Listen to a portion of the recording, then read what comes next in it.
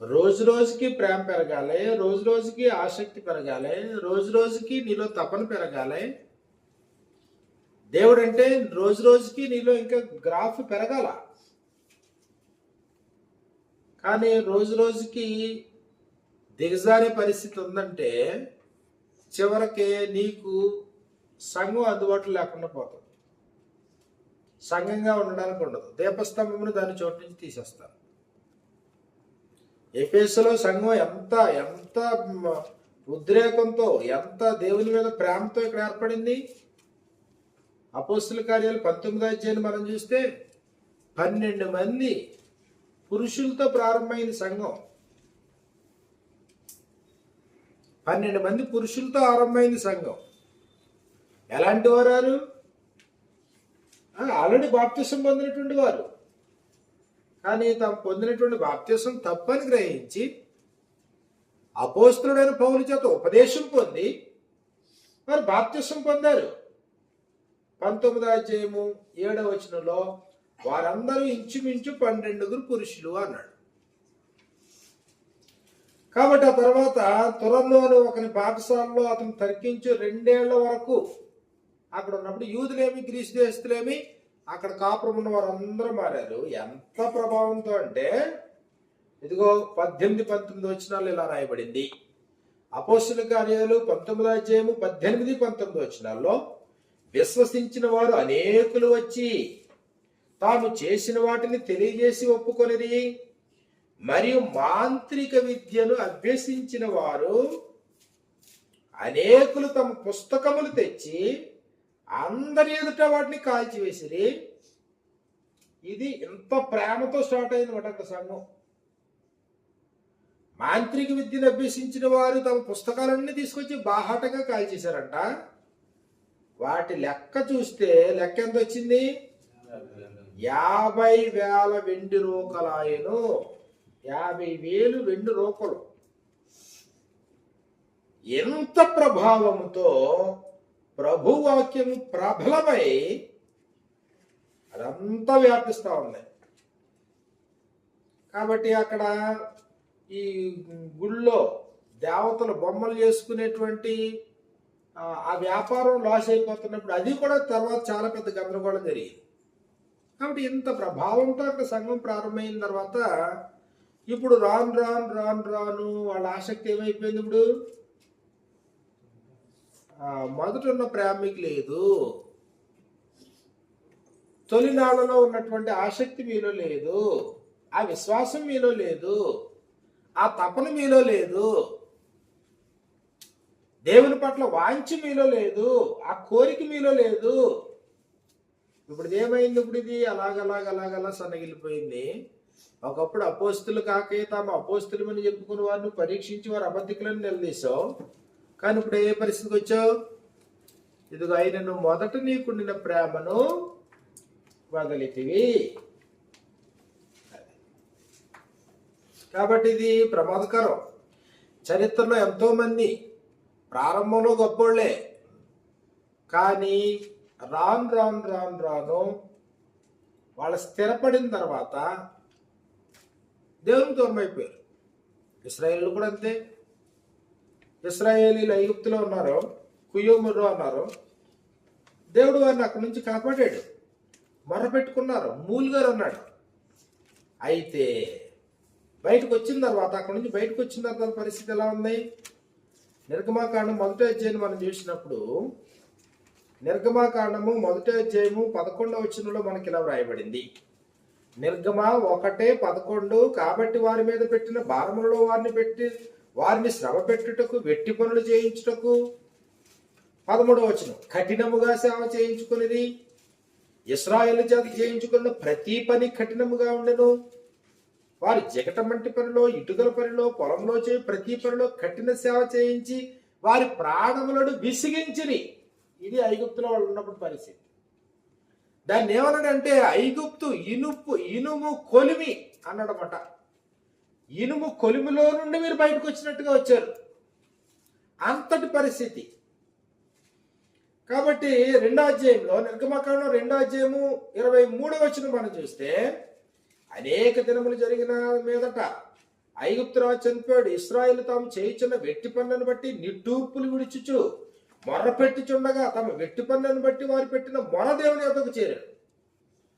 అంతగా వాళ్ళు రోధించి అంత కఠిన దాస్యత్వంలో నుండి వారు విడుదల కోరి దేవుని ప్రార్థించినప్పుడు అప్పుడు దేవుడు ఏం చేశాడు?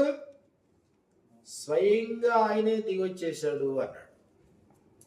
కాబట్టి నిర్గమాకాండం 3వ అధ్యాయంలో మనం చూసినప్పుడు 7వ వచనంలో మనకి ఇలా వ్రాయబడింది. నిర్గమాకాండము 3వ అధ్యాయము 7వ వచనంలో, మరియు యెహోవా ఇట్లని నేను ఐగుప్తులోనున్న నా ప్రజల బాధను నిశ్చయముగా చూచితిని. పనులలో తమను కష్టపెట్టు వారిని బట్టి వారు పెట్టిన మొర వింటిని. వారి దుఃఖములు నాకు తెలిసే ఉన్నవి. కాబట్టి ఐగుప్తుల చేతిలో నుండి వారిని విడిపించుటకు ఆ దేశంలో నుండి విశాలమైన మంచి దేశంలో కనుక కనానీయులు, హిత్తీయులు, అమోరీలు, పెరిజీలు, హివ్వీలు, యెబూసీలకు నివాస స్థానమై పాలు తేనెలు ప్రవహించు దేశమునకు వారిని నడిపించుటకు దిగి వచ్చి ఉన్నాను. దేవుడే స్వయంగా దిగి వచ్చాడంట వాళ్ళ కోసం. మరి అంత భయంకరమైన పరిస్థితుల్లో నుండి వీరిని విడుదల చేశాడా? రక్షించాడా? ఐగుప్తీయులకి తెగులు పుట్టించాడా? వాళ్ళని సర్వనాశనం చేశాడా? వీళ్ళని రక్షించాడా? ఎర్ర సముద్రాన్ని దాటించాడా? ఇన్ని ఉపకారాలు చేసిన తర్వాత ఇప్పుడు మరి వీళ్ళ ప్రేమ పెరగాల తగ్గాల? దేవుడు ఉపకారాలు చేసిన తర్వాత, మేలు చేసిన తర్వాత ప్రేమ మరింత పెరగాల తగ్గాల? కానీ వీళ్ళ ప్రేమ సన్నగిలిపోయింది. చివరికి కాని చోటుకు మమ్మల్ని తెమ్మన్నది ఎవడో అని అడిగారు. మళ్ళీ మేము ఐగుప్తుకే తిరిగి వెళ్ళిపోతాం మళ్ళీని అన్నారు. ఎడారంతా విసిగించేశారు. ఎడారి తర్వాత పాలు తేనెలు ప్రవహించే కనాను దేశంలోకి వెళ్ళిన తర్వాత కూడా విసిగించేశారు. అంటే మనిషి యొక్క సహజ నైజం ఏంటి? స్థిరపడిన తర్వాత మొదటి స్థితిని మర్చిపోవడం. ఇది స్థిరపడిన తర్వాత తొలి ప్రేమను మర్చిపోవడం, తొలి విశ్వాసాన్ని మర్చిపోవడం, తొలి ఆసక్తిని మర్చిపోవడం. కష్టకాలంలో ఉన్నప్పుడు దేవుని మీద ఉన్న ప్రేమ, నువ్వు శ్రమల్లో, బాధల్లో ఉన్నప్పుడు, అప్పుల్లో ఉన్నప్పుడు, ఇబ్బందుల్లో ఉన్నప్పుడు నీకు కలిగేటువంటి వేదన, ఇవన్నీ తీరిపోయింది అనుకోండి, ఇట్టే మర్చిపోవడం అన్నమాట. అందుకే దేవుడు అన్ని సందర్భాల్లో ఆయన చేసిన ఉపకారములలో దేనిని మర్చిపోవద్దు. కృతజ్ఞతావచనమే మీరు ఉచ్చరించుడు గాని, అంటే మీ నోటుకుండా ఏదైనా ఒక మాట వస్తే గర్వపు మాట రాకూడదు, అహంకారపు మాట రాకూడదు, అతిశయం అనేది రాకూడదు. ఏం రావాలి నోటితో వస్తే? కృతజ్ఞతావచనమే మీరు ఉచ్చరించాలి. మరి ఇప్పుడు ఇశ్రాయేలు పరిస్థితి ఏంటి? కీర్తనలో 73వ కీర్తన మనం చూసినప్పుడు వారు ఏ దుస్థితిలో ఉన్నారో ఇక్కడ అద్భుతంగా ఈ అధ్యాయంలో అక్కడ మనకి తెలియపరచడం జరిగింది. కీర్తనల గ్రంథము 78వ కీర్తనలో 78వ కీర్తనలో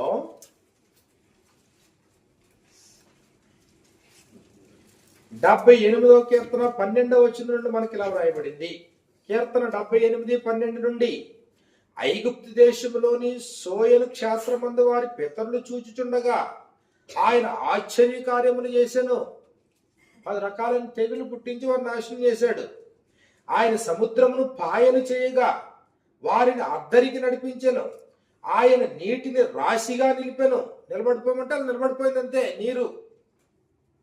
పగటి వేళ మేఘములో నుండి, రాత్రి అంతయు అగ్ని ప్రకాశములో నుండి ఆయన వారికి త్రోవ చూపెను. అరణ్యములో ఆయన బండలు చీల్చి, అరణ్యములో నీళ్లు లేని పరిస్థితుల్లో ఆయన ఏం చేశాడు? ఆయన బండలు చీల్చి సముద్రమంత సమృద్ధిగా వారికి నీరు త్రాగనిచ్చెను. బండలో నుండి ఆయన నీటి కాలువలు రప్పించెను. నదుల వలె నీళ్లు ప్రవహింపజేసెను. అయినను 17వ వచనంలో ఇన్ని ఉపకారాలు చేసినా, ఇన్ని మేలు చేసినా, ప్రారంభంలో వాళ్ళు మొరపెట్టుకున్నారు, విడుదల కోరారు, దేవుణ్ణి ప్రేమించారు, వెతికారు. కానీ ఇప్పుడు ఇన్ని చేసినా ఆయనను వారు ఆయనకు విరోధముగా ఇంకను పాపం చేయుచునే వచ్చిరి. అడవిలో మహోన్నతుని మీద తిరగబడిరి. వారు తమ ఆశ కొలది ఆహారము అడుగుచు తమ హృదయములలో దేవుని శోధించిరి. అంటే ఇలాంటి ప్లేస్లో ఇవ్వగలడా? తిండి లేని ప్లేస్లో తిండి పెట్టగలడా? శోధించడం, దేవుణ్ణి శోధించడం. నీళ్లు లేని పరిస్థితుల్లో ఆయన మాకు నీళ్ళు ఇవ్వగలడా? మాటి మాటికి శోధింతూనే ఉన్నారు. ఈ అరణ్యంలో దేవుడు భోజనము సిద్ధపరచగలడా అనుచు. అరణ్యం విత్తనములు వేయదగిన స్థలం, కనుచూపు మేర అసలు పంట అనేదే లేనటువంటి పరిస్థితుల్లో ఇలాంటి చోట మాకు భోజనం పెట్టగలడా, ఆహారం సిద్ధపరచగలడా అనుచు వారు దేవునికి విరోధముగా మాట్లాడిరి. ఆయన బండను కొట్టగా నీరు ఉబికెను, నీళ్లు కాలువలై పారెను. ఆయన ఆహారం ఇయ్యగలడా, తన ప్రజలకు మాంసం సిద్ధపరచగలడా అని వారు చెప్పుకొనిది. యెహోవా ఈ మాట విని కోపగించెను. కాబట్టి ఇదంతా మనం చూస్తే వాళ్ళకి ఎన్ని ఉపకారాలు చేసినా, ఎన్ని మేలు చేసినా, ఇవన్నీ పొందిన తర్వాత వాళ్ళు ఏమయ్యారు? ఆ మొదటి స్థితిని మర్చిపోయారు. మొదటి స్థితిని మర్చిపోయారు. ఈ అరణ్య ప్రయాణ కాలం అంతా అయిపోయిన తర్వాత వాళ్ళని పాలు తేనెలు ప్రవహించే దేశంలోనికి ఒక ద్రాక్ష గెలని మధ్యలో కర్ర కట్టుకుని ఇద్దరు మనుషులు మోసేటువంటి అంతటి సంపన్నమైనటువంటి దేశం. అక్కడ ఎక్కడైనా తవ్వితే రాగి, ఇనుము, అంటే లోపలంత ఖనిజ లవణాలు కలిగిన దేశం, లోయలు కలిగిన దేశం. అసలు అక్కడ నీకు లోటు అనేది ఉండదు అన్నాడు. అలాంటి దేశం. ఇంకా చెప్పాలంటే ఆడికి వెళ్ళిన తర్వాత నువ్వు ఇల్లు కూడా కట్టుకోవాల్సిన పని లేదు అన్నాడు. నువ్వు కట్టకుండానే ఇల్లు నీ దగ్గరకు వచ్చేస్తుంది. అప్పుడు వరకు ఆ దేశంలో ఉన్నటువంటి నివాసులను వెళ్ళగొట్టిన తర్వాత ఏమి లేదు, నువ్వు వెళ్ళి రెడీమేడ్గా ఉన్న ఇల్లు ఆక్యుపై చేసుకోవాలి. నువ్వేమీ లేదు, అక్కడ ఆల్రెడీ పంటలు పుష్కలంగా ఉన్నాయి. ఆహారపు కొరత లేదు, నీటి కొరత లేదు, వాతావరణపు కొరత లేదు. అంతటి పుష్కలమైనటువంటి దేశంలోనికి ఇదిగో నిన్ను తీసుకెళ్తున్నాను, కానీ నీవు నీ మనసు మదించి నాకు దూరం అయిపోతావు అన్నాడు. ద్వితీయోపదేశకాండము 8వ అధ్యాయం మనం చూసినప్పుడు, ద్వితీయోపదేశకాండము 8వ అధ్యాయంలో ఇదిగో 7వ వచనం నుండి మనకి ఈ ప్రకారంగా వ్రాయబడింది. ద్వితీయోపదేశకాండము 8వ అధ్యాయము 7వ వచనం నుండి, నీ దేవుడైన యెహోవా నిన్ను మంచి దేశంలో ప్రవేశపెట్టును. మంచి దేశం అంటది. ఎలాంటి దేశం అది? అది నీటి వాగులను, లోయలలో నుండి, కొండలలో నుండి పారు ఓటలను, అగాధ జలములు గల దేశము. అంటే నీరు పుష్కలంగా. అది గోధుమలు, యవలు, ద్రాక్ష చెట్లు, అంజూరపు చెట్లు, దానిమ్మ పండ్లు గల దేశము, ఒలివ నూనెయు తేనెయు గల దేశము. కరువు అనుకొనకుండా నీవు ఆహారం తినే దేశం. అందులో నీకు ఏ లోపము ఉండదు. మంచిదేనా? అది ఇనుపు రాళ్ళు గల దేశము. దాని కొండలలో నీవు రాయి తవ్వి తీయవచ్చును. నీవు తిని తృప్తి పొంది నీ దేవుడైన యెహోవా నీకు ఇచ్చిన మంచి దేశమును బట్టి దేవుని స్తుతించాలా, కొనియాడాలా, ప్రార్థన చేయాలా. అది ఆ దేవుని మీద ఉన్న ప్రేమ మాత్రం తగ్గిపోకూడదు సుమా. కానీ అక్కడ ఏం జరుగుతుందంట? 11వ వచనం నుండి, నేడు నేను నీకు ఆజ్ఞాపించు ఆయన ఆజ్ఞలను, విధులను, కట్టడలను నీవు అనుసరింపక నీ దేవుడైన యెహోవాను మరచి కడుపారా తిని. కడుపారా తిన్నప్పటికి ఏమైపోయింది? ఆ ప్రేమ పోయింది. దేవునికి దూరం అవుతున్నావు, దేవుని మర్చిపోతున్నావు, కృతజ్ఞత లేదు, చేసిన ఉపకారాలు మర్చిపోతున్నావు. కడుపారా తిని ఆ తర్వాత ఏమన్నాడు? మంచి ఇండ్లు కట్టించుకొని వాటిలో నివసింపగా నీ పశువులు, నీ గొర్రె మేకలు వృద్ధి అయి నీకు వెండి బంగారములు విస్తరించి నీకు కలిగినదంతయు వర్ధిల్లినప్పుడు, అంటే నువ్వు ఆర్థికంగా స్థిరపడ్డావు. అప్పుడు స్థిరపడిన తర్వాత ఏమవ్వాలి? ఇప్పుడు ఆర్థికంగా స్థిరపడ్డావు. స్థిరపడిన తర్వాత ఏం జరగాల? దేవునికి మరింత దగ్గర అవ్వాలా. కానీ ఏం జరుగుతుంది? నీకు కలిగినదంతా వర్ధిల్లినప్పుడు మంచి ఇల్లు కట్టుకున్నావు, లేకపోతే మంచి వ్యాపారపు వృద్ధి జరుగుతూ ఉంది, అన్ని బాగున్నాయి, ఆ దేశంలో ఇప్పుడు స్థిరపడుతున్నావు. స్థిరపడిన తర్వాత ఇదిగో నీ మనస్సు మదించి దాసుల గృహమైన ఐగుప్తులో నిన్ను రప్పించిన నీ దేవుడైన యెహోవాను మరచదువేమో. అదిగో తొలి స్థితి మర్చిపోతావేమో. ఆసక్తి తగ్గుతుంది అంటే ఆర్థికంగా వృద్ధి పొందుతున్నావు అని అర్థం. దేవుని మీద ఉండే ఆసక్తి, ప్రేమ తగ్గుతుంది అంటే ప్రధాన అవరోధం ఏమై ఉంటుంది? అన్ని విషయాల్లో ఒకవేళ వర్ధిల్లుతూ ఉన్నావు, కుటుంబం విస్తరించవచ్చు, ఇళ్ళు వాకలు విస్తరించవచ్చు, ఆస్తులు విస్తరించి ఉండొచ్చు, వెండి బంగారం విస్తరించి ఉండొచ్చు. ఇక్కడ గొర్రె మేకల మందలు అన్నాడు. గొర్రె మేకల మందలు కాకపోతే ఒకవేళ నీ వ్యాపారం వృద్ధి అవ్వచ్చు. ఇప్పుడు ఇవన్నీ ఏమవుతాయి? నీ మనస్సు మధించి ఆ తొలి స్థితి నుంచి నిన్ను తప్పించేసే ప్రమాదం. ఇప్పుడు ఎఫెసులో ఉన్నటువంటి సంఘానికి తప్పు ఏం మోపుతున్నాడు? ఆయనను నీ మీద ఒకటి తప్పు మోపవలసి ఉన్నది. ఏంటి తప్పేంటి? ఆయనను మొదట నీకుండిన ప్రేమను నీ వదిలితివి. ఏ స్థితిలో నుండి పడితేవో అదని జ్ఞాపకం చేసుకొని మారు మనసు పొంది ఆ మొదటి క్రియలను మరలా చేయము. అలా చెయ్యకపోతే ఏమవుతుంది అన్నాడు? ఇదిగో నేను స్వయంగా వచ్చి దీపస్తంభమును దాని చోటు నుండి తీసేస్తాను. కాబట్టి నిర్లక్ష్యం దేనికి సంకేతం? ఆసక్తి లేకపోవడం దేనికి సంకేతం? ఆసక్తి రోజు రోజుకి తగ్గడం దేనికి సంకేతం? ప్రేమ తగ్గడం దేనికి సంకేతం? నీ స్వనాశనం నువ్వే కోరుకుంటున్నావా? కాబట్టి ఇదిగో ఇప్పుడు వీళ్ళని పాలు తేళ్లు ప్రవహించే దేశంలోకి ప్రవేశపెట్టిన తర్వాత అక్కడ ఏ లోపము నీకు ఉండదని చెప్పిన తర్వాత చక్కగా స్థిరపడ్డారంట. ఆర్థికంగా స్థిరపడ్డారు, పాడి పంటల విషయంలో స్థిరపడ్డారు, వెండి బంగారం విషయంలో స్థిరపడ్డారు. ఇప్పుడు అలాగే వాళ్ళకు ఉన్నటువంటి గొర్రె మేకల మందల విషయంలో వాళ్ళు స్థిరపడ్డారు. అన్నిట్లో వారు స్థిరపడి అక్కడ ఒక మాట ఉపయోగించాడు. ఏమన్నాడు అక్కడ? నీకు కలిగినదంతయు వర్ధిల్లినప్పుడు. కుటుంబాలు విస్తరించినాయి, కుటుంబాలు స్థిరపడ్డాయి, ఆస్తిపాస్తులు స్థిరపడ్డాయి, ఇళ్ళు వాకలు స్థిరపడ్డాయి, వెండి బంగారాలు స్థిరపడ్డాయి. కానీ నీ మనసు మదించింది. ఎంత ప్రయాసపడి తీసుకొచ్చినటువంటి దేవుడు ఎవరంటావేమో ఇప్పుడు ఆ దేవునికే చివరికి సమయం ఇవ్వలేని పరిస్థితి ఏర్పడుతుంది. దేవునికి మరింత దగ్గరయ్యేటువంటి పరిస్థితికి దూరం అయిపోయేటువంటి ప్రమాదం ఏర్పడుతుంది. అదిగో ఇశ్రాయేలు పరిస్థితి అది. ఇంత వేసిన తర్వాత అదిగో అక్కడ తర్వాత 14వ వచనంలో నీ మనస్సు మదించి యెహోవాను మరచెదవేమో. ఆయన గొప్ప అరణ్యం, నీళ్లు లేని భయంకరమైన గొప్ప అరణ్యములో ఆయన నిన్ను నడిపించెను. రాతి బండ నుండి నీకు నీళ్లు తెప్పించెను. తుదకు నీకు మేలు చేయవలనని నిన్ను అణచుటకు శోధించుటకు నీ పితరులు ఎరుగని మన్నాతో ఆయన అరణ్యమును నిన్ను పోషించెను. అయితే మీరు ఇది ఒకటి స్థిరపడిపోయావు కదా. స్థిరపడిపోయిన తర్వాత ఇప్పుడు ఏమంటావు మళ్ళీ? ఇప్పుడు 17వ వచనంలో అయితే మీరు మా సామర్థ్యము, మా బాహుబలము, ఎంత భాగ్యము మాకు కలుగు చేసిన అనుకుందరేమో. ఫూలిష్నెస్ కదా ఇది. నీ సామర్థ్యమా, నీ బాహుబలమా, నీ తెలివితేటల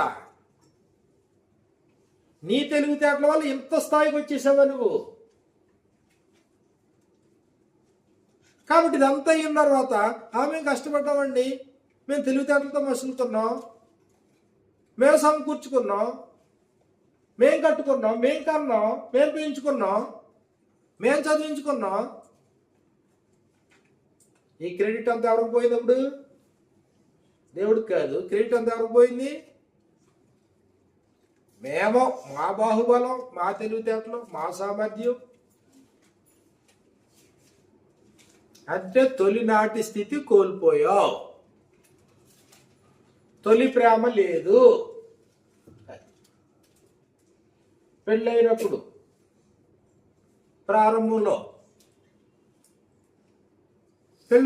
ప్రారంభ దినాల్లో ఉన్న ప్రేమ సంవత్సరాలు గడుస్తూ ఉన్నాయి, రోజులు గడుస్తూ ఉన్నాయి. ప్రేమ పెరగాల తగ్గాల? ప్రేమ పెరుగుతుందో తగ్గుతుందా? భార్య భర్తల మధ్యలో తగ్గుతుందంటే ప్రమాదకరమైనది అది. నిజమైన ప్రేమ అయితే తగ్గదు. అసలు నిజమైన ప్రేమ అంటే ఆ పెళ్లి టయానికి అది ఆరంభం. అది గ్రాడ్యువల్గా అది పెరుగుతూనే ఉంటుంది. అది నిజమైన ప్రేమ అయితే.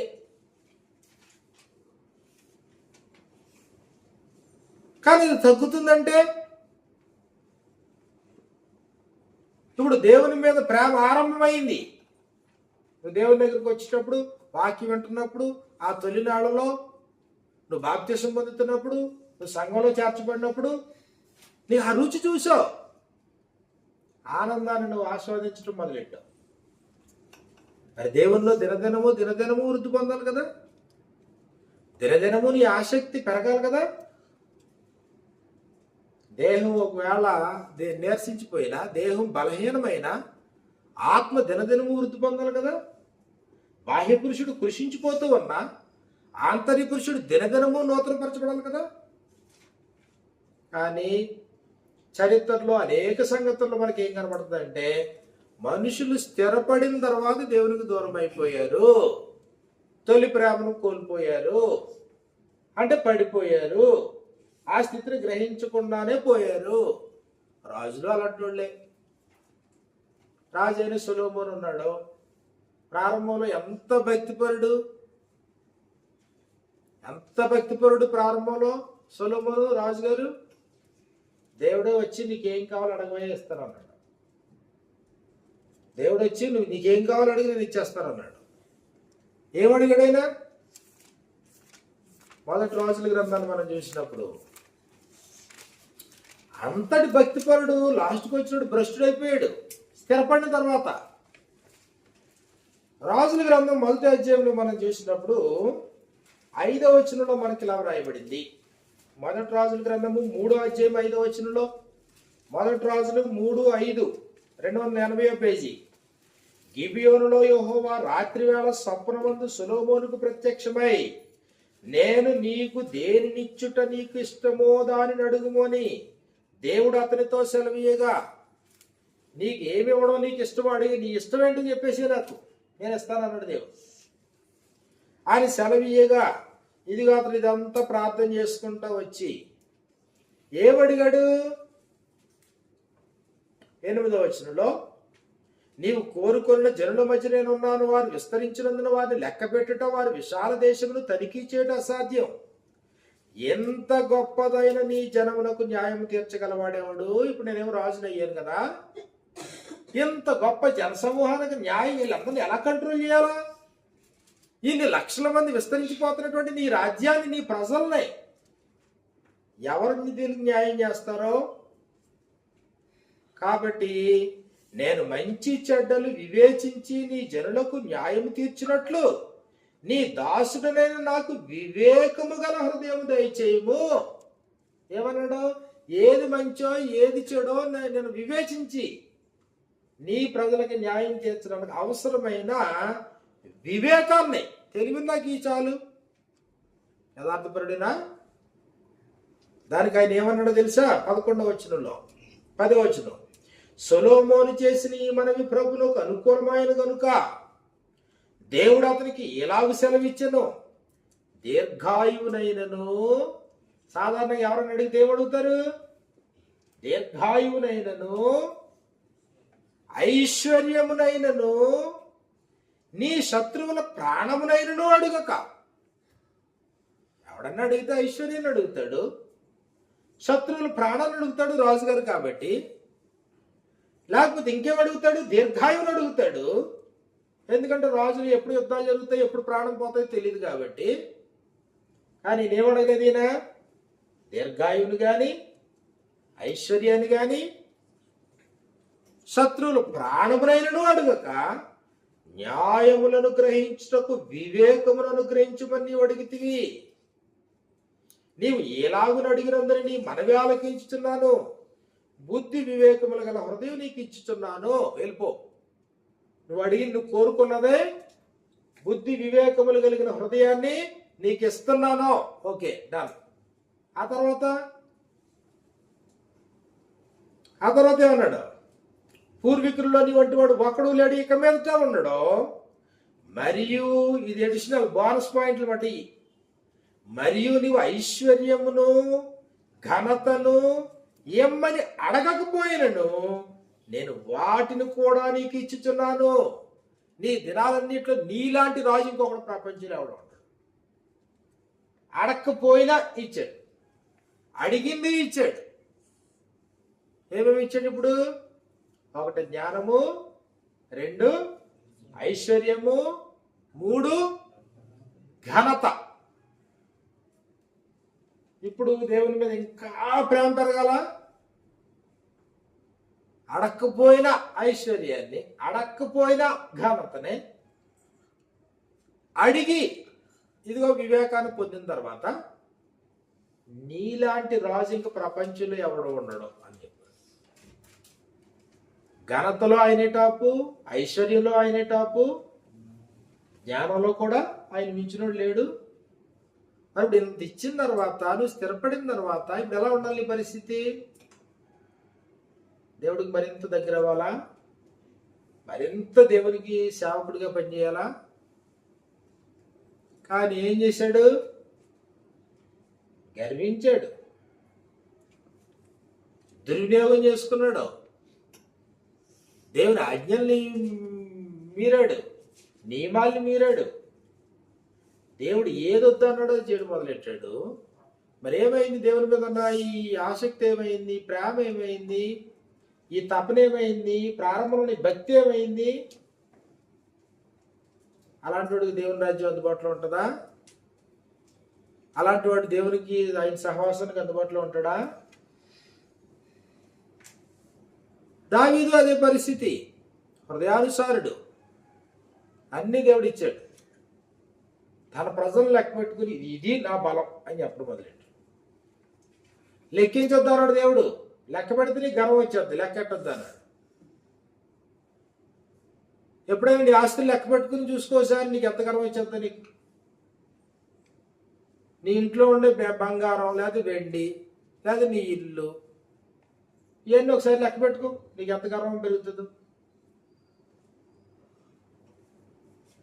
లెక్క పెట్టొద్దు అన్నాడు దేవుడు. సైన్యాన్ని లెక్క పెట్టొద్దు అన్నాడు. లెక్క పెట్టడం మొదలెట్టాడు.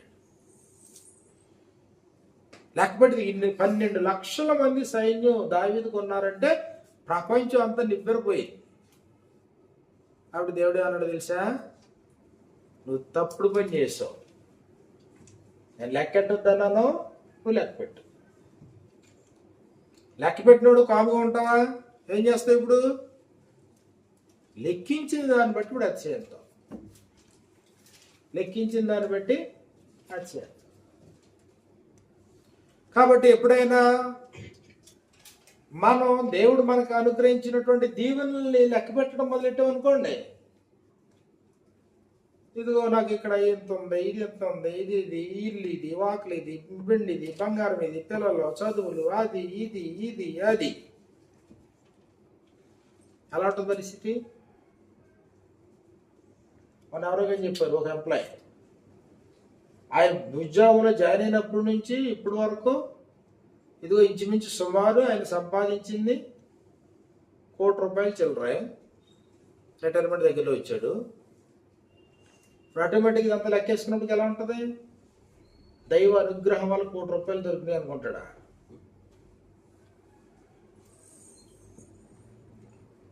నేను నా తెలివితేటలు, నా బలం, నా ఆరోగ్యం.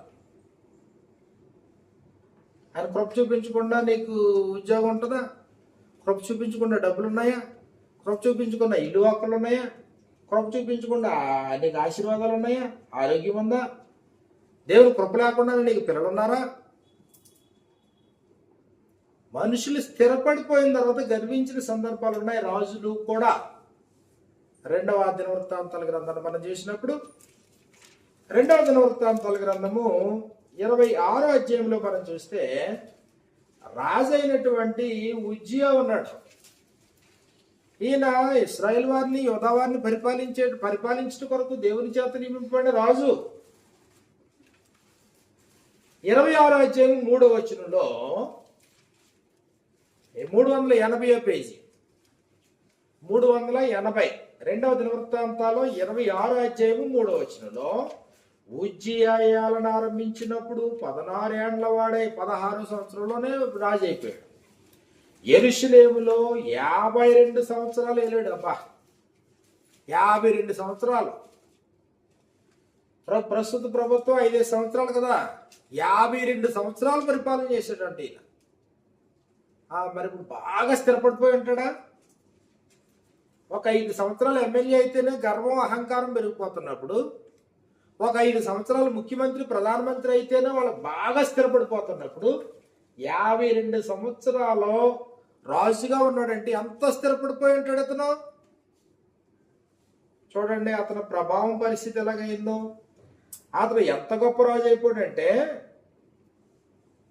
ఇప్పుడు 12వ వచనం నుండి వారి పితరుల ఇండ్ల పెద్దల సంఖ్యను బట్టి పరాక్రమశాలులు 2600 మంది అయిరి. రాజునకు సహాయం చేటుకై శత్రువులతో యుద్ధం చేటు యందు పేరు పొందిన పరాక్రమశాలులు ఆయన 3,07,500 మంది గల సైన్యము వారి చేతి కింద ఉంది. ఉజ్జియా ఈ సైన్యం అంతటిని డాళ్లను, ఈటెలను, శిరస్రాణములను, కవచములను, విల్లును, వడిసెలను చేయించెను. మరియు అతడు అంబులనేమి పెద్ద రాళ్లనేమి ప్రయోగించుటకై ఉపాయశాలలు కల్పించిన యంత్రములను యెరూషలేములో చేయించి దుర్గములలోను బురుజులలోను ఉంచెను.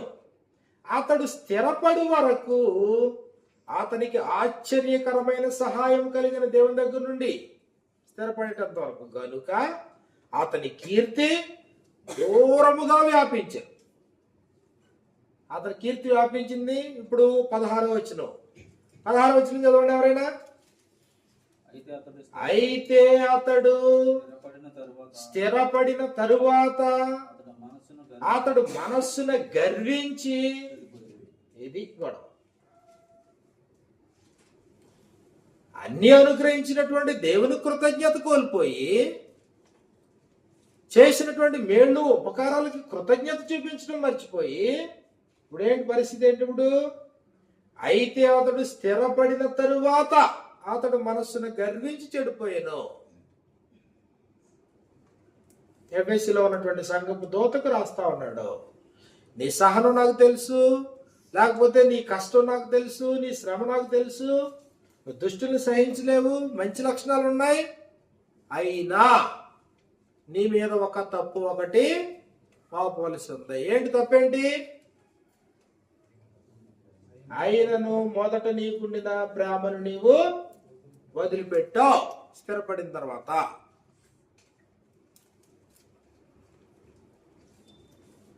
కాబట్టి ఇప్పుడు రాజు అయినటువంటి ఉజ్జియా కూడా అతను స్థిరపడిన తరువాత అతను మనస్సును గర్వించి చెడిపోయాడు. కాబట్టి గర్వం ఉందనుకోండి, గర్వం అత్యంత ప్రమాదకరమైంది. నాశనానికి ముందు గర్వం నడుస్తుంది అన్నాడు దేవుడు. గర్వం ఎప్పుడు నడుస్తుంది? నాశనానికి ముందు నడిచేది గర్వం. గర్వం నడుస్తుందంటే దాని అర్థం ఏంటంటే ఎదరు పడిపోవడానికి నువ్వు సిద్ధంగా ఉన్నావు అని అర్థం. పడిపోవటకు ముందు అహంకారమైన మనస్సు అన్నాడు మాట. పడిపోతాడు, దానికి ముందు ఒక వెలుగులుగుతాడు మాట మనిషి. అహంకారం. నాశనం కావడానికి ముందు గర్వం. గర్వ హృదయులు అందరు యెహోవాకు హేయులు. కాబట్టి ఇప్పుడు గర్వ హృదయంతో ఉన్నటువంటి వాడు ఇప్పుడు ఎఫెసీలో ఉన్నటువంటి స్థానిక సంఘంలో ఇతరులతో సఖ్యతతో ఉండగలడా? కలిసిమెలిసి ఉండగలడా? కార్యక్రమంలో పాల్గొనగలడా? ఏదైనా పరిచర్య చేయగలడా? మొదట ఉన్న ప్రామ్యంలో లేదన్నాడు. మొదట ఉన్న ప్రామ్యంలో లేదు. ఇది సంఘం మీద నేను మోపే తప్పు. మొదట మీకున్న ప్రేమ మీరు వదిలిపెట్టారు. మరొక రాజు, ఆయనకి దేవుడు ఏమన్నాడంటే నువ్వు చనిపోతావు అని చెప్పాడు. యెషయా గ్రంథం 35వ అధ్యాయంలో మనం చూస్తే, యెషయా గ్రంథం 38వ అధ్యాయం, రాజు అయినటువంటి హిజ్కియా మరణకరమైన రోగం వచ్చిందండి. మరణకరమైన రోగం వచ్చినప్పుడు దేవుడు ప్రవక్త అయినటువంటి యెషయా ద్వారా దేవుడు ఆయన హెచ్చరించాడు. అయ్యా నువ్వు చనిపోబోతున్నావు. ఆ దినములలో హిజ్కియాకు 599వ పేజీ, 599 యెషయా గ్రంథము 38వ అధ్యాయంలో, ఆ దినములలో హిజ్కియాకు మరణకరమైన రోగము కలుగుగా ప్రవక్త ఆమోసు కుమారుడని యెషయా అతని యొద్దకు వచ్చి నీవు మరణమవుచున్నావు, బ్రతకవు గనుక నీ ఇల్లు చక్కబెట్టుకొనమని యెహోవా సెలవిచ్చున్నాడని చెప్పగా అతను తన ముఖమును గోడ తట్టు త్రిప్పుకొని, యెహోవా యథార్థ హృదయుడై సత్యముతో నీ సన్నిధి నేను ఎట్లు నడుచుకుంటునో, నీ దృష్టికి అనుకూలముగా సమస్తమును నేను ఎట్లు జరిగించుతునో కృపతో జ్ఞాపకము చేసుకొనమని హిజ్కియా కన్నీళ్లు విడిచుచు యెహోవాను ప్రార్థింపగా. ఇప్పుడు ఈ మరణకరమైన రోగం కలిగేటప్పటికి కరెక్ట్ గానే ఉన్నాడా? యథార్థంగానే ఉన్నాడా? దేవునికి అనుకూలంగానే ఉన్నాడా? లేడా? దేవునికి అనుకూలంగానే ఉన్నాడు, యథార్థపరుడుగానే ఉన్నాడు. మరణకరమైన రోగం కలిగి కన్నీళ్లు విడిచిచూ దేవుని ప్రార్థించాడు. అప్పుడు మళ్ళీ అదే ప్రవక్తకి దేవుడు చెప్పినప్పుడు మళ్ళీ అదే ప్రవక్త వెనక్కొచ్చి ఏం చెప్పాడప్పుడు 5వ వచనంలో, నీవు తిరిగి హిజ్కియా యొద్దకు పోయి అతనితో ఇట్లనుము, నీ పితరుడైన దావీదునకు దేవుడైన యెహోవా నీకు సెలవిచ్చినదేమనగా, నీవు కన్నీళ్లు విడిచుట చూచి తిని నీ ప్రార్థన నేను అంగీకరించి ఉన్నాను. నువ్వు కన్నీళ్లు పెట్టుకున్నావు, నీ ప్రార్థన నేను విన్నాను, నువ్వు యథార్థపరుడివే, ఓకే, నీ భక్తి వరకు ఇబ్బంది ఏమి లేదు. ఇప్పుడు ఏం చేయబోతున్నాడు దేవుడు? ఇంకా 15 సంవత్సరముల ఆయుష్ను నీకిచ్చేదను, మరియు ఈ పట్టణము నేను కాపాడుచు నిన్నును ఈ పట్టణమును అష్షూరు రాజు చేతిలో పడకుండా విడిపించేదను. యెహోవా తాను పలికిన మాట నెరవేర్చుటకును ఇది యెహోవా నీకు కలిగిన సూచన. 15 సంవత్సరాలు నీకు క్షేమంగా ఉంటది, నీ రాజ్యం క్షేమంగా ఉంటది, అష్షూరు రాజు చేతిలో పడకుండా కాపాడుతాను. ఇంకెంతకాలం? 15 ఏళ్ళు. ఓకే, ఆయుష్ వచ్చేసింది కదా, ఇప్పుడు గ్రాంటెడ్ కదా. ఇప్పుడు ఎలా ఉండాలి? ఇప్పుడు హాస్పిటల్కి వెళ్ళో కుయ్యో మొర్రో అన్నావు, హాస్పిటల్కి వెళ్ళి సెలైన్ పెట్టించుకున్న ప్రాణం పోతేమని భయం. ఇప్పుడు బయటకు వచ్చేస్తావు. ఇప్పుడు ఎలా ఉండాలి? ఇప్పుడు దేవునికి ఇంకొద్ది దగ్గరికి వెళ్తావా, ఇంక దూరం అయిపోతావా? ప్రాణాపాయం తప్పింది, అపాయం గట్టెక్కింది. ఇప్పుడు ఇది ఇతని పరిస్థితి అదే. ఇప్పుడు 15 సంవత్సరాలు ఆయుష్ పెరిగింది. ఇతగాడు ఏం చేశాడో చూడండి. 39వ అధ్యాయంలో 39 యెషయా గ్రంథం 39వ అధ్యాయం 2వ వచనం మనం చూస్తే, హిజ్కియా దూతలు వచ్చిన మాట విని వారిని లోపలికి రప్పించి, గెస్టులు వచ్చారంట ఆ దేశానికి, వస్తే వాళ్ళ లోపలికి రప్పించాడు. అతిథి మర్యాద అనుకున్నారు కాబోలు. ఏం చేశాడు చూడండి. తన ఇంటనేమి రాజ్యమందేమి కలిగిన సమస్త వస్తువులలో దేనిని మరుగు చేయక తన పదార్థములు గల కొట్టును, వెండి బంగారములను, గంధవర్గములను, పరిమళ తైలమును, ఆయుధశాలను, తన పదార్థములలో నున్న సమస్తమును వారికి చూపించారు. మొత్తం ఏది మరుగు చేయకుండా అన్ని చూపించాడంట. ఏంటి దీని వెనకాల ఉన్న ఆంతర్యం ఏంటి?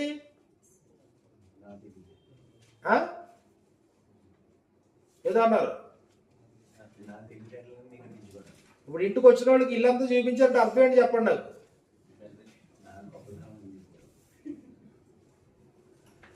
ఇప్పుడు మీ ఇల్లు చూస్తామండి అంటే చూపించినా పర్లేదు. మీ వంటగది ఎలా కట్టారంటే ఒకసారి చూస్తామండి అంటే ఓకే. వచ్చిన ప్రతి ఒక్కరిని ఇల్లంతా చూపించి, పైకి తీసుకెళ్ళి బాత్రూమ్ చూపించి, వంట రూమ్ చూపించి, బెడ్రూమ్ చూపించి, ఏంటి దాని అర్థం ఏంటి? అది ఈయన అదే చేశాడంట. ఎవరో గెస్టులు వచ్చారు వేరే దేశం నుంచి, నా ప్రతాపం చూడు, నా గొడవ చూడు, నా సంపద చూడు, నా ఆయుధశాల చూడు, నేను దాచుకునే చూడని మొత్తం చూపించాడంట. నేను 3వ వచనంలో, పిమ్మట ప్రవక్త అయిన యెషయా రాజైన హిజ్కియా యొద్దకు పోయి, ఆ మనుషులు ఏమనిది, నీ యొద్దకు ఎక్కడ నుండి వచ్చిరి అని అడుగుగా, హిజ్కియా, బబులోను దూరదేశం నుండి వారు వచ్చి ఉన్నారని చెప్పాను. చాలా దూరం నుంచి వచ్చారని చెప్పాడు. నీ ఇంట వారేమేమి చూచిత్రని అడుగుగా, హిజ్కియా, నా పదార్థములలో దేనిని మరుగు చేయక నా ఇంటనున్న సమస్తమును నేను వారికి చూపించి ఉన్నాను. బా, ఏది వదిలిపెట్టలేదు, మొత్తం చూపించేసాడంట. ఏం జరిగింది అప్పుడు? అంతటి యెషయా హిజ్కియాతో ఎట్లా, యెహోవా సెలవిచ్చిన మాట వినుము, రాబోవు దినములలో ఏమీ మిగలకుండా నీ ఇంటనున్న సమస్తమును నేటి వరకు నీ పితరులు సమకూర్చి దాచిపెట్టినదంతయు బబులోను పట్టణమునకు ఎత్తుకొని పోదురని సైన్యములకు అధిపతి యెహోవా సెలవిచ్చుచున్నాడు. మరియు నీ గర్భమందు పుట్టిన నీ పుత్ర సంతలో నుండి బబులోను రాజు నగరం నందు నపుంసకులుగా చేటుగా వారు తీసుకుని వెళ్ళిపోతారు. అందుకే హిజ్కియా, నీవు తెలియచేసిన యెహోవాజీ చొప్పున జరుగుటమేనే, నా దినములలో సమాధాన సత్యములు కలుగును గాక అని యెషయాతో అనేను. కాబట్టి ఇక్కడ ఏం జరిగింది అన్నప్పటికీ, ఇతడు రోగంతో ఉన్నప్పుడేమో దేవునికి ప్రార్థన చేసుకున్నాడు, మొరపెట్టుకున్నాడు, కన్నీళ్లు విడిచాడు, దేవుడు కృప చూపించాడు, కనికరించాడు, ఇంకో 15 సంవత్సరాలు ఆయుష్ని పెంచాడు. మరింత దేవునికి దగ్గర అవ్వాలా? కానీ ఏం జరిగింది? తనకున్నదంతా చూపించుకున్నాడు. తనకున్నదంతా చూపించడాన్నే ప్రైడ్ ఆఫ్ లైఫ్ అంటాం. జీవపు డమ్మం, శరీరాశ, నేత్రాశ, జీవపు డమ్మం అని చూసారా? ఉన్నదాన్ని కనుపరుచుకోవడం జీవపు డమ్మం. ఉన్నది ఆయన కృప వల్ల అనుగ్రహించబడితే నువ్వు ఇతరులు కనుపరుచుకోవాల్సినంత అవసరం ఎందుకు ఏర్పడింది నీకు? ఇల్లు లోపలంతా ఎలాగున్నా కానీ బయట ఎలివేషన్ మాత్రం అద్భుతంగా చేయిస్తారు. ఏంటి కారణం? ఏంటి? Pride of life. అది జీవపుడు అమ్మం, గర్వం, అహంకారం, తమకున్నదాన్ని గొప్పగా చూపించుకోవడం, అంతకు మించి ఏమీ లేదు. నువ్వు నివసించేది ఎలివేషన్లోనా లేదా ఇంట్లోనా? ఇంట్లో కదా. ఇల్లు శుభ్రంగా ఉండాలి కదా, ఇల్లు చక్కగా ఉండాలి కదా. ముందు ఎలివేషనా? అమ్మో, ఏమాత్రం తగ్గకూడదు. చూసేవాళ్ళందరికి ఎలా ఉండాలా? అద్భుతంగా కనబడాలన్నమాట ముందు. అది ప్రైడ్ ఆఫ్ లైఫ్ మనుషులు. ఎవరైనా ఇల్లు కట్టుకుని గృహప్రవేశం అన్నారనుకోండి, నాకు భయం వేస్తుంటున్నాను. ఇది ఈ వారంలో మళ్ళీ గృహప్రవేశం. అత్యంత సామాన్యుడు మంచి ఇల్లు కట్టుకున్నాడు, గ్యారంటీకి దేవునికి తోలైపోతారు. అంటే మనుషులు భూమి మీద నిలబడరు. ఇంకా అక్కడి నుంచి భూమి మీద నిలబడరు. అదేదో పెద్ద అనుకుంటారు మాట. ఏముంది, పెద్ద విషయం ఏముంది? దేవుడు కృప చూపించాడు, నువ్వు ఇల్లు కట్టుకున్నావు, తాటికిల్లు, పెంకిటిల్లు, డాబా ఇల్లు. అందుకే చెప్తాను, ఏ గృహప్రవేశాన్ని హైలైట్ చేసి చెప్పరు ఎక్కడన్నా. దేవుడు సృష్టించిన సృష్టిలో, దేవుడిచ్చినటువంటి కట్టిన గృహాల్లో ఈ పెద్ద విషయమా? దాన్ని బట్టి అతిశయించి దేవునికి దూరం అయిపోవడమా? దేవుడికి అనుగ్రహించిన ఒక అందమైనటువంటి ఒక భార్యను బట్టి అతిశయించి దేవునికి దూరం అయిపోవడమా? ఏ ఇంట్లో అన్నా కుమారులు పుట్టి లేదా కుమార్తెలు పుట్టి అన్నారు అనుకోండి, దేవునికి దూరం అయిపోతారు. కొడుకులను బట్టి, కూతుర్ని బట్టి దేవునికి దూరం అయిపోతారు. దేవుడు అనుగ్రహించిన ఉద్యోగాలను బట్టి, సంపదను బట్టి దేవునికి దూరం అయిపోతారు. ఆయన అనుగ్రహించినటువంటి ఏదైనా వ్యాపార వృద్ధిని బట్టి దేవునికి దూరం అయిపోతారు. నేను అడిగే మొట్టమొదటి ప్రశ్న అది, ఎప్పుడైనా ఎవరినైనా ఇల్లు కట్టాను, గృహప్రవేశం అన్నారు అనుకోండి, దీని మీద అప్పు ఉందా అని అడుగుతాను. మొట్టమొదటి అడిగే ప్రశ్న ఇది, అప్పు ఉందా?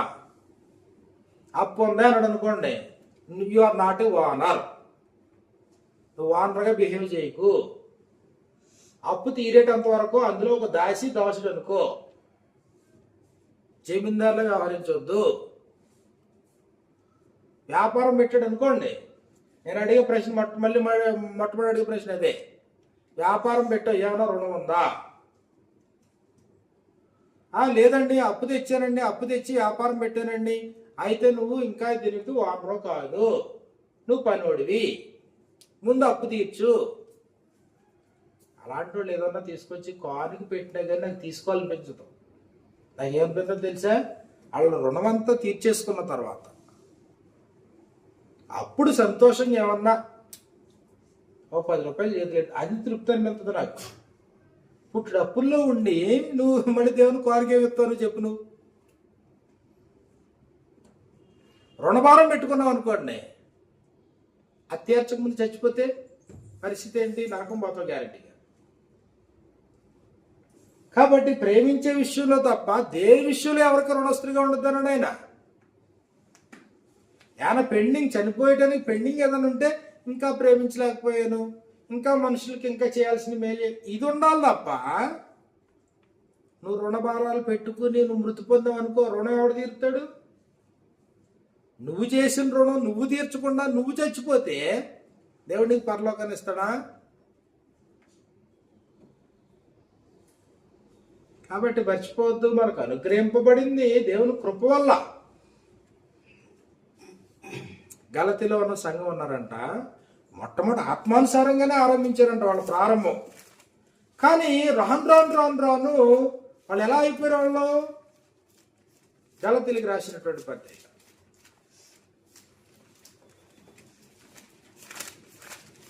ఎఫెసీకి ముందు గలతీ 169 పేజీ,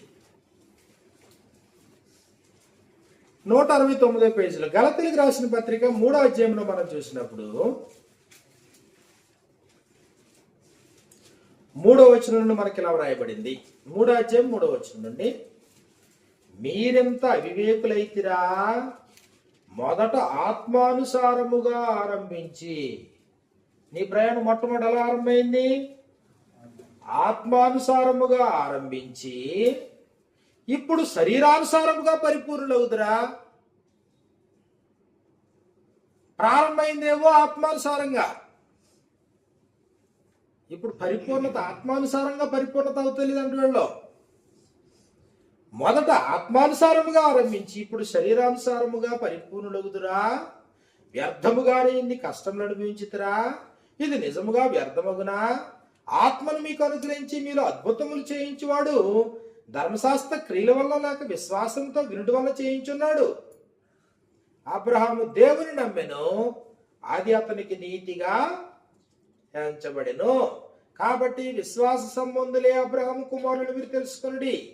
దేవుడు విశ్వాస మూలంగా అన్యజనులను నీతిమంతులుగా తీర్చునని లేఖనమందు ముందుగా చూసి, నీ యందు అన్యజనులందరూ ఆశీర్వదింపబడుదురు అని అబ్రహామునకు సువార్తను ముందుగా ప్రకటించారు. కాబట్టి విశ్వాస సంబంధులే విశ్వాసము గల అబ్రాముతో కూడా ఆశీర్వదింపబడుదురు. కాబట్టి అబ్రాహాము దేవుడు నమ్మాడు, నీతిగా ఎంచబడింది. ప్రారంభంలో మాత్రమేనా? లాస్ట్ వరకు కూడా అలాగే ఉన్నాడా? కాబట్టి ఎఫెసీ సంఘానికి రాయబడిందే ప్రకటన గ్రంథం 2వ అధ్యాయంలో సంగతి. ఒకసారి మళ్ళీ మనం వెనక్కి వెళ్ళిపోతే ప్రకటన గ్రంథం 2వ అధ్యాయంలో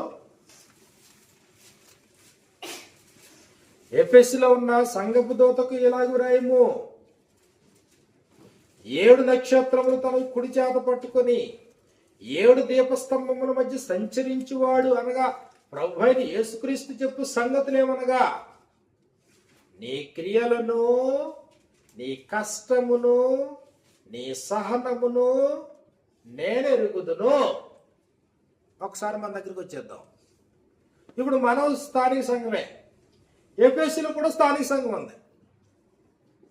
ఇప్పుడు ఆ స్థానిక సంఘంతో ఏమన్నాడు? నీ క్రియలు, నీ కష్టము, నీ సహనమును నేను ఎరుగుదును. ఇప్పుడు ఇదే మాట ఇప్పుడు మనతో అనాలంటే నీ క్రియలు, రెండోది నీ కష్టము, నీ సహనమును నేను ఎరుగుదును. అసలు ఈ మూడు మనకు వర్తింతాయా? స్థానిక సంఘంగా నువ్వు చేసే కార్యక్రమాల్లో నీ కష్టం ఏమైనా ఉందా? నీ క్రియలు ఏమైనా ఉన్నాయా? నీ సహనం ఏమైనా ఉందా? అది నేను ఎరుగుదును అన్నాడు వారితో.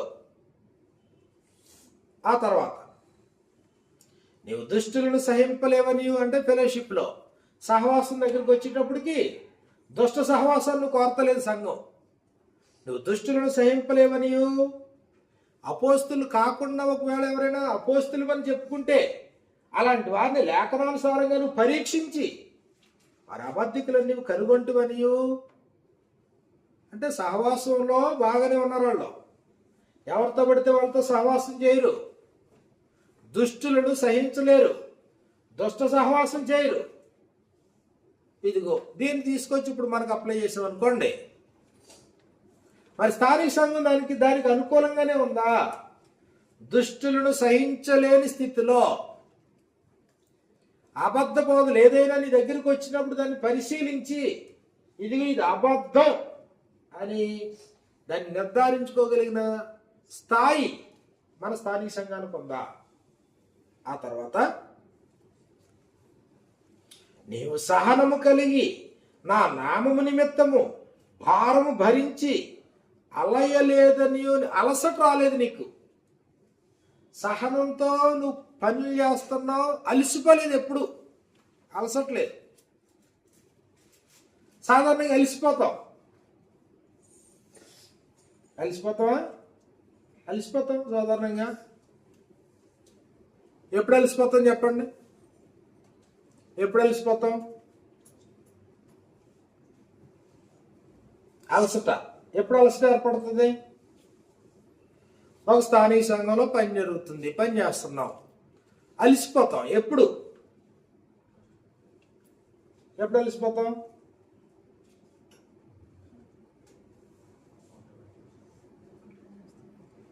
అది కూడా చెప్పలేరా?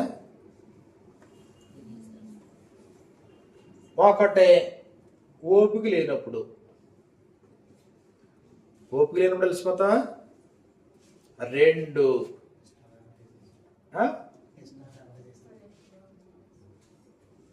రెండోది ఇతరులను చూసి అలసిపోతాం, ఇతరులు చూసి కొంటుతాం అన్నమాట. నీ శక్తి ఉంటుంది, నీ సామర్థ్యం ఉంటుంది. బంగారు తల్లి ఉంది కదా, చదవగలిగిన శక్తి ఉంది, సామర్థ్యం ఉంది. ఆ క్లాసులో వాళ్ళందరూ చక్కగా చూసి రాసేసుకుంటారంట పరీక్ష అంటే. ఒకరోజు జాయిగా వచ్చి అందరూ చూసి రాసేసుకుంటున్నారు. మేమేమంటాం, లేదు నీకేమొస్తుంది రే, ఫెయిల్ అయినా పర్లేదు, ఎన్ని మార్కులు వచ్చినా పర్లేదు, నీకేమొస్తుంది రే. వాళ్ళందరినీ చూసి కొంటడం మొదలెట్టింది, ఏడవడం మొదలెట్టింది. ఒకరు అర్థమవుతుందని చెప్పింది. అలసట ఎప్పుడు వస్తుంది? అందరిని చూస్తే పని చేసే వాళ్ళు కూడా కొంటడం మొదలెడతారు అనమాట. అది ఈయనేమంటాడు, ఈయన నీవు అలయలేదని, అలసట రాలేదు నీకు అంటే నీకు ఓపిక లేకపోయినా అలసట వస్తుంది, ఇతరులను చూసినా నీకు నిరుత్సాహం వస్తుంది. ఇతరులు చూస్తే నిరుత్సాహం రాదా? కానీ స్థానిక సంఘాన్ని ఏం అప్రిషియేట్ చేస్తున్నాడు? అలసిపోలేదు నువ్వు, నీకు అలసట రాలేదు. ఎందుకు రాలేదు అలసట? నువ్వు ఎవరిని చూస్తున్నావు, ఎవరి మెప్పు కోరుతున్నావు, ఎవరి దగ్గర నుంచి నీకు దీవెనలు రావాలా, ఎవరు నిన్ను చూడాలా, ఎవరు ఆశీర్వదించాలి నిన్ను? మెప్పు ఘనత ఎక్కడి నుంచి రావాలి నీకు? దేవుడి దగ్గర నుంచి కదా. ఇప్పుడు నీ కష్టం దేవుడికి తెలీదా? నీ సహనం దేవుడికి తెలీదా? అలసిపోకుండా నువ్వు పని చేసే పని నీకు దేవుడికి తెలీదా? దీవించేది ఆయన లేకపోతే మనుషుల? మనుషుల దగ్గర నుంచి పొగడ్తలు కావాలా? మనుషుల దగ్గర నుంచి మెప్పు కావాలా? కాబట్టి స్థానిక సంఘంలో ఒకటే నిజంగానే ఓపిక లేక అలసిపోయే ప్రమాదం. 2, ఇతరులు చూసి కొంటడం మాట. దాన్ని ఎలా చెప్పాలో తెలియదు మరి నాకు. అంటే ఎవరిని చూసినా పని చేయని వాళ్ళు ఉంటారు అనుకోండి. అప్పుడు పని చేసే వాళ్ళకి కూడా ఎలా ఉంటుంది? ఇదిగో 2వ బాప్త అనుకుంటాను జయమ్మ గారు. ఎక్కడుందాడి?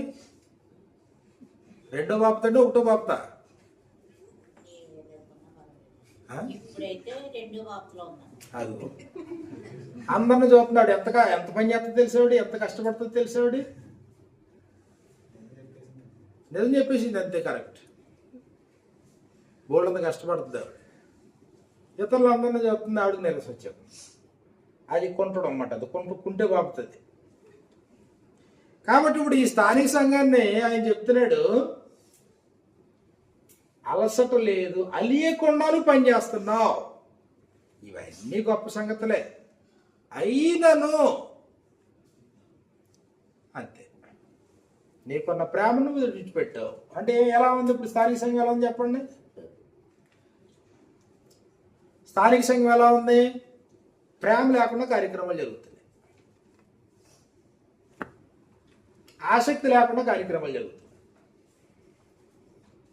దాని మీద వాంఛ లేకుండా కార్యక్రమాలు జరుగుతున్నాయి. అంటే ఎలా జరుగుతుంది? మొహమాటానికి, మొక్కుబడికి, లేకపోతే అది హిపోక్రసీకి, వేషధారణకి, హార్ట్ఫుల్గా కాదు, ఇష్టపూర్వకంగా కాదు, మనస్ఫూర్తిగా కాదు. ఈ స్థితిని ఏమన్నాడైనా? ఇది మంచిది కాదు. మారు మనసు పొంది మళ్ళీ ఆ మొదటి క్రియలు చేస్తే సరి, లేకపోతే దీపస్తంభమును దాని చోట నుండి నేను తీసేస్తాను. ఎక్కువ కాలం నువ్వు ప్రభు సంఘంలో ఉండలేవు. ప్రభు సంఘం ఎక్కువ కాలం నీకు అందుబాటులో ఉండదు. ఏ రూపంలో అది నీకు దూరం అవుతుందో తెలియదు, కానీ గ్యారంటీగా నువ్వు దూరం అవుతావు హార్ట్ఫుల్గా చేయకపోతే. హృదయపూర్వకంగా నిన్ను నీవు సమర్పించుకుని చేయకపోతే, తొలి ప్రేమ నీలో లేకపోతే, అది దేవుణ్ణి ఆరాధించడం విషయంలోనైనా ఫార్మాలిటీ కుదరదు. హృదయపూర్వకంగా, ఇష్టపూర్వకంగా, అదొక బైబిల్ తరగతి అయినా, లేకపోతే ఒక క్లాస్ అయినా, ఇంకోటైనా, ఏదైనా ఒక మనిషి తనంతట తాను ఇష్టపూర్వకంగా చివరికి చేసే పరిచర్య అయినా ఇష్టపూర్వకంగా, లేకపోతే దానికి సహకరించేటువంటి వ్యక్తులైనా తాము చేసేటువంటి ఆర్థికపరమైనటువంటి సహాయం ఇష్టపూర్వకంగా ప్రేమతో చేస్తే ఇబ్బంది లేదు. అదేదో ఒక ఫార్మాలిటీ లేకపోతే మొహమాటం అన్నట్టుగా జరిగింది అనుకోండి, అది తొలి ప్రేమ లేదు. తొలి ప్రేమ లేకుండా యాక్టివిటీస్ జరుగుతున్నాయి. అది ఎంతో కాలం నిలబడదు. నువ్వెంతో కాలం అక్కడ నిలబడవు అని చెప్పాడు. 50,000 వెండి నూకలతో ఇంత ప్రభావముతో అక్కడ సంఘం ఏర్పడిన తర్వాత చరిత్రలో ఆ స్థానిక సంఘం లేదు. ఉనికిలో ఎఫెసీ పత్రిక అంతా చదువుతుంటే ఎంతో ఉన్నతమైన స్థాయిలో రాసిన పత్రికని. ఎఫెసీ పత్రికలు అంతట్లో కూడా ఎక్కడా కూడా నీ తప్పు ఇది అని చెప్పలేదు. కొరింథీ మొదటి పత్రికలో చెప్పాడు, మీ తప్పులు ఇవి, మీ లోపాలు ఇవి, ఇది పరిస్థితి. ఎఫెసీ పత్రికలు చెప్పలేదు. కానీ ప్రకటన గ్రంథం చివరికి వచ్చేటప్పటికి వాళ్ళ స్థాయి దిగజారింది, తొలి ప్రేమ లేకుండా పోయింది, ప్రేమతో కార్యక్రమాలు జరగట్లేదు. అప్పుడు అన్నాడు, దీపస్తంభమును దాని చోటు నుంచి తీసేస్తాను నేను వచ్చి. ఆ తర్వాత ఆ మాటను పట్టుకుని చరిత్రకారులు దాన్ని తవ్వి చూస్తే నిజంగానే స్థానిక సంఘం డిస్మిస్ అయిపోయింది. స్థానిక సంఘం లేకుండా పోయింది. ఎఫెసీ పత్రిక రాసిన స్థానిక సంఘం లేకుండా పోయింది. ఎవరికి స్థానిక సంఘం లేకుండా పోయిందంటే దాని అర్థం పరలోకానికి అర్హులు లేకుండా పోయారు. ఎవరు దేవునితో సంబంధం లేకుండా కార్యక్రమాలు జరుగుతా ఉన్నాయి. దేవునికి సంబంధించిన వాళ్ళు కాదు. హృదయపూర్వకంగా, ఇష్టపూర్వకంగా, ప్రేమతో కార్యక్రమాలు జరిగించాల. దేవుని దగ్గర నుంచి మహిమ, ఘనత, ప్రభావం రావాలి. ఆ పరిస్థితి లేనప్పుడు అది అత్యంత ప్రమాదకరమైనటువంటి పరిస్థితి. కాబట్టి అపోస్తల కార్యాలు 19వ అధ్యాయము ఎఫెసీ పత్రిక కలుపుకోండి. అలాగే ప్రకటన గ్రంథం 2వ అధ్యాయం 1 నుంచి 11 వచనాలు, దీన్ని కూడా దేని కలపాలా? ఎఫెసీ పత్రిక కలపండి. ఎందుకంటే ఎఫెసీలకు చెప్పబడిన మాటే కాబట్టి అక్కడితో ఎఫెసీ పత్రిక మనకి ముగిసినట్టు. వచ్చే నెలకి మరొక పుస్తకం గురించి మనం మాట్లాడుకుందాం. ఇలా ప్రతి వారికి హృదయపూర్వకమైన వందనాలు.